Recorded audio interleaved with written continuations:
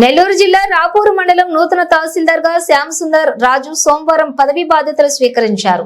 అనంతరం తహసీల్దార్ శ్యామ్ సుందర్ రాజు మాట్లాడుతూ పల్నాడు జిల్లా పిడుగురాళ్ల మండలం తహసీల్దార్ విధులు నిర్వహిస్తూ ఉండగా ఉన్నతాధికారులు మరియు నెల్లూరు జిల్లా కలెక్టర్ ఆదేశాల మేరకు రాపూరు మండలానికి బదిలీ అవ్వడం జరిగిందన్నారు.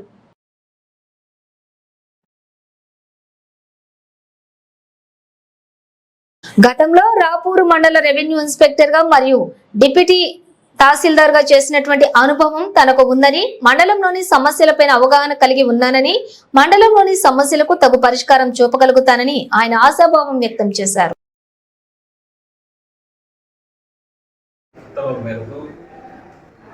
రాపూరు మండలంలో తహసీల్దార్గా ఈరోజు విధుల్లో చేరడం జరిగింది.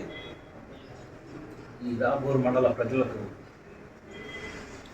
ఎటువంటి సమస్యలు ఉన్నానో నేను పరిష్కరిస్తానని తెలియజేయడం. రాపూరు మండలంలో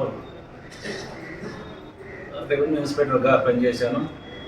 డిప్యూటీ తహసీల్దార్ కూడా పనిచేసి విధులు నిర్వహించాను. ఇక్కడ సమస్యలపై నాకు అవగాహన కలిగి ఉన్నాను. సమస్యలన్నీ నాకు సాధ్యమైనంత వరకు పరిష్కరించగలవాలని తెలియదు.